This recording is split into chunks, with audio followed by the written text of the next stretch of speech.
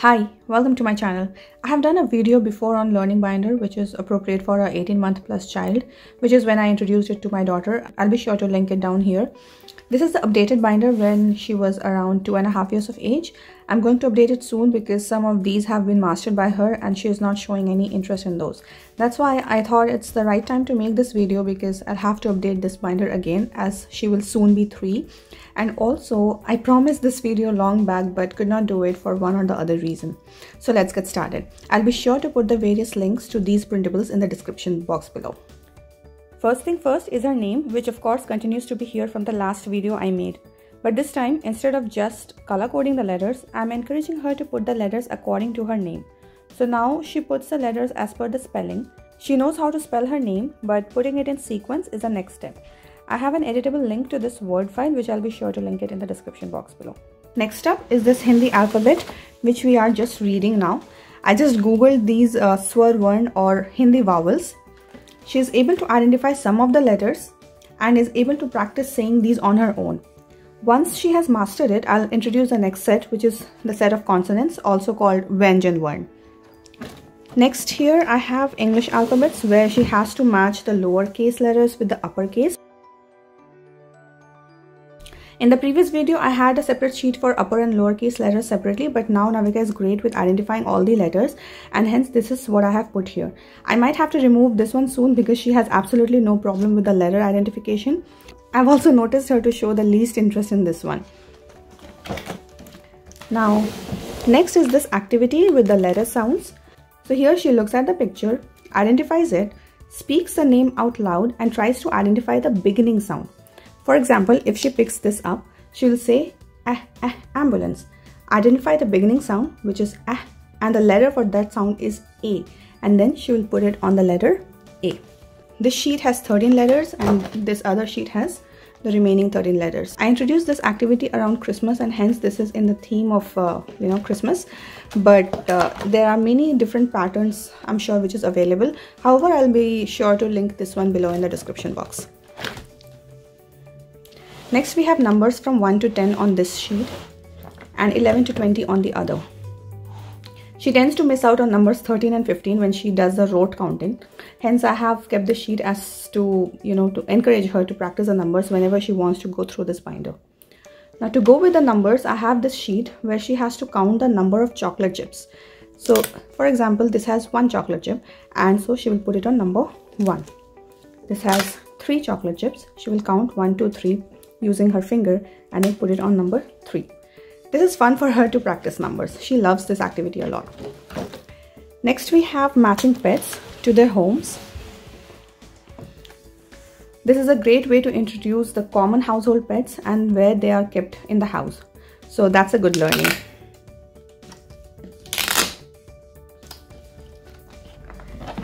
This sheet is more of a visual discrimination activity.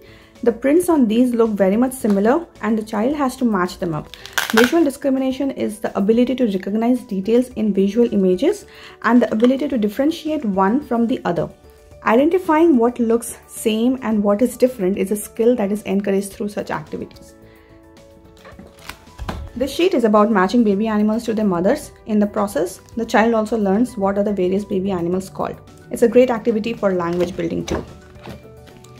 This activity is called matching animal halves, which can be tricky at times.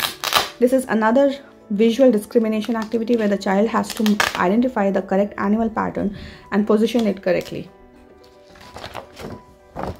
This next activity is that of a number activity as well as puzzle. Not only the child is encouraged to put the numbers in sequence, child also learns to read or count, in this case from left to right. And if the child is not into numbers yet but has an interest in puzzle solving, then that will work too. Because at the end it's like a puzzle.